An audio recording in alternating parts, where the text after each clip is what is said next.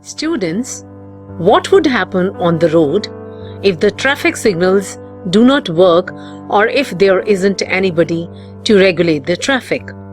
There would be complete chaos, isn't it? Everybody would be getting in everybody else's way. Let's watch what the famous writer A.G. Gardiner has discussed in The Rule of the Road. It was a time when Russians had got freedom from the rule of Tsar. A stout old lady was walking with her basket down in the middle of a street, to the great confusion of the traffic. A passer-by pointed out to her that the pavement was the place for foot passengers. Excuse me, ma'am. Walk there, on the sidewalk. I'm going to walk where I like. We've got liberty now. Oh, in that case, the drivers may feel free to drive on the pavement. Now students, will this situation not lead to great disorder? When a policeman steps into the middle of the road and regulates the traffic, you may feel that he is interfering with your free use of public highway.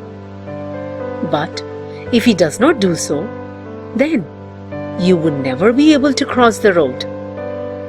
So each person must have some limits on his or her freedom in order to enjoy the freedom that comes from social order.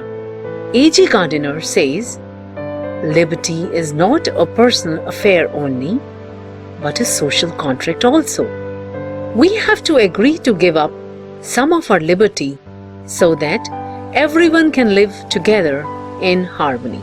You have liberty to go down the street in a dressing gown with long hair and bare feet, to dye your hair, or to go to bed late, or to laugh at anybody, or maybe to be indifferent to others, or to wear a tall hat, a frock coat and sandals, and so on.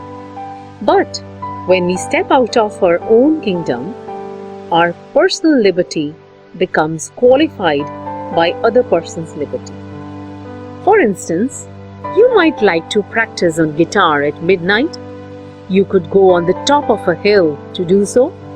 But if you do so in the street, outside, you would interfere with the liberty of the neighbors sleeping in quiet. Let us take the guitar as an illustration again.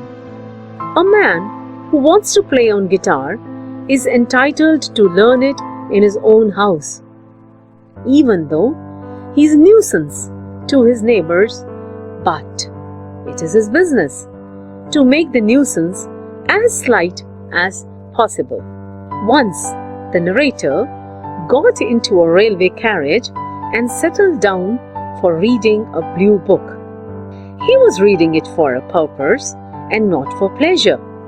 At the next station, a couple of men boarded the train, one of whom talked to his friend in a loud and pompous voice on any and every subject under the sun. It did not occur to him that anybody could have anything better to do than to listen to him. He was obviously a well-intentioned person.